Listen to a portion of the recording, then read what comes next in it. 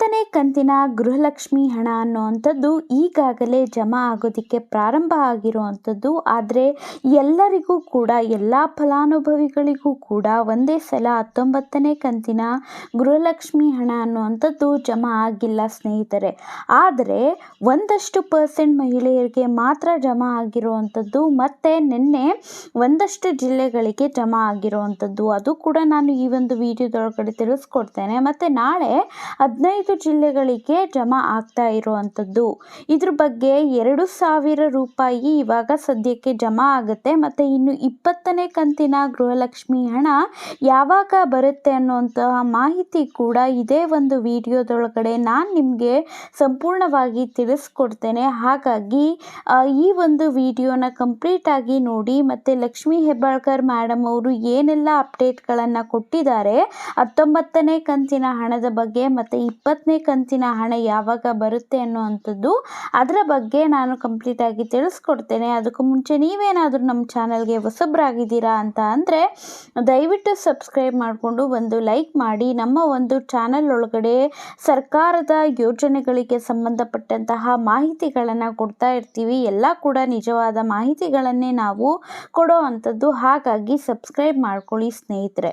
ಗೃಹಲಕ್ಷ್ಮಿಯ 19ನೇ ಕಂತಿನ ಹಣ ಅನ್ನುವಂಥದ್ದು ಜಸ್ಟ್ ಟ್ರಯಲ್ ಮಾಡಲಾಗಿತ್ತು, ಸ್ವಲ್ಪ ಜನರಿಗೆ ಮಾತ್ರ. ಅಂದರೆ ಒಂದು 2-5% ಮಹಿಳೆಯರಿಗೆ ಮಾತ್ರ 19ನೇ ಕಂತಿನ ಹಣವನ್ನು ಜಮಾ ಮಾಡಲಾಗಿತ್ತು. ಇಂದಿನ ಕಂತು ಹಾಕಿರುವಂಥವರು ಮತ್ತು ಗ್ಯಾಪ್ ಆಗಿರುತ್ತಲ್ಲ ಅವರಿಗೆಲ್ಲ ಕೂಡ ತಾಂತ್ರಿಕ ದೋಷ ಏನಾದರೂ ಆಗ್ತಾ ಇದೆಯಾ, ಅವುಗಳನ್ನು ಚೆಕ್ ಮಾಡಿಕೊಂಡು ಯಾವುದೂ ಕೂಡ ಪ್ರಾಬ್ಲಮ್ ಆಗಿಲ್ಲ ಅಂತಂದರೆ ಸ್ಪೀಡಾಗಿ ಎಲ್ರಿಗೂ ಕೂಡ ಜಮಾ ಮಾಡುವಂತಹ ಕೆಲಸವನ್ನು ಮಾಡ್ತಾ ಇರ್ತಾರೆ. ದಿಢೀರಾಗಿ ಎಲ್ರಿಗೂ ಕೂಡ ಹಣ ಅನ್ನುವಂಥದ್ದು ಬರೋದಿಲ್ಲ ಅನ್ನುವಂಥದ್ದನ್ನು ಕ್ಲಾರಿಟಿ ತಗೊಳ್ಳಿ ನೀವು. ಆಗ ಮಹಿಳಾ ಮತ್ತು ಮಕ್ಕಳ ಇಲಾಖೆಗೇನೋ ಹಣಕಾಸು ಇಲಾಖೆಯಿಂದ ಬೇಕಾಗಿರುವಷ್ಟು ಅಂತಂದರೆ 2,500 ಕೋಟಿ ಹಣ ಅನ್ನುವಂಥದ್ದು ಈಗಾಗಲೇ ಬಂದಿರೋ ಅಂಥದ್ದು. ಆದರೆ ಪ್ರಾಸೆಸಿಂಗ್ಗೆ ಎಲ್ಲ ಕೂಡ ಟೈಮ್ ಹಿಡಿಯುತ್ತೆ ಅಂತ ಹೇಳ್ಬೋದು. ಮತ್ತು ಮಹಿಳಾ ಮತ್ತು ಮಕ್ಕಳ ಕಲ್ಯಾಣ ಇಲಾಖೆಗೆ ಕೇವಲ ಗೃಹಲಕ್ಷ್ಮಿ ಯೋಜನೆಯನ್ನು ನೋಡ್ಕೊಳ್ಳೋವಂತಹ ಕೆಲಸ ಮಾತ್ರ ಇರೋದಿಲ್ಲ, ಅದಕ್ಕೂ ಕೂಡ ಬೇರೆ ಬೇರೆ ಯೋಜನೆಗಳನ್ನು ನೋಡ್ಕೊಳ್ಬೇಕು ಲಕ್ಷ್ಮೀ ಹೆಬ್ಬಾಳ್ಕರ್ ಮೇಡಮ್ ಅವರು. ಹಾಗಾಗಿ ಟ್ರಯಲ್ ಮಾಡಲಾಗಿದೆ, ನಂತರ ಸ್ಪೀಡಾಗಿ ಹಾಕುವಂಥದ್ದು. ಸೊ ನಿನ್ನೆ ಯಾವ ಜಿಲ್ಲೆಗಳಿಗೆ ಬಂದಿತ್ತು ಅಂತ ಅಂದರೆ ಕಲಬುರಗಿ, ಹಾಸನ, ಗದಗ, ಬಳ್ಳಾರಿ, ವಿಜಯನಗರ, ಧಾರವಾಡ, ಯಾದಗಿರಿ, ಈ ರೀತಿ ಕೆಲವೊಂದಿಷ್ಟು ಫಲಾನುಭವಿಗಳಿಗೆ ನಾನು ಮೆನ್ಷನ್ ಮಾಡಿರುವಂತಹ ಜಿಲ್ಲೆಗಳಲ್ಲೇ ಕೆಲವೊಂದಷ್ಟು ಮಹಿಳೆಯರಿಗೆ ಮಾತ್ರ ಹಣ ಅನ್ನುವಂಥದ್ದು ಜಮಾ ಆಗಿರುವಂಥದ್ದು. ಅದು ಕೂಡ ಹಂತವಾಗಿ ಜಮಾ ಆಗುತ್ತೆ ಅನ್ನುವಂತಹ ವಿಚಾರ ನಿಮಗೂ ಕೂಡ ಗೊತ್ತು. ನಾಳೆ ಏನು ಬರುತ್ತೆ ಅಲ್ವಾ, ಇವಾಗ ಮಹಿಳೆಯರು ಅಂತಂದರೆ 1,20,00,000 ಮಹಿಳೆಯರು ಫಲಾನುಭವಿಗಳು ಇದ್ದಾರೆ. ಎಲ್ರಿಗೂ ಕೂಡ ಒಟ್ಟಿಗೆ ಬರೋದಿಲ್ಲ. ಹಾಗಾಗಿ ಲಕ್ಷ್ಮೀ ಹೆಬ್ಬಾಳ್ಕರ್ ಅವ್ರ ಕಡೆಯಿಂದ ಸಿಕ್ಕಿರುವಂತಹ ಮಾಹಿತಿ ಏನು ಅಂತ ಅಂದರೆ ಹಣಕಾಸು ಇಲಾಖೆಯಿಂದ ರಿಲೀಸ್ ಆಗಿದೆ. ಆದರೆ ಈಗಾಗಲೇ ಎಲ್ರಿಗೂ ಕೂಡ ಕೊಡಬೇಕಾಗಿತ್ತು, ಆದರೆ ಕಾರಣಾಂತರಗಳಿಂದ ಕೊಡೋದಕ್ಕೆ ಆಗಿಲ್ಲ.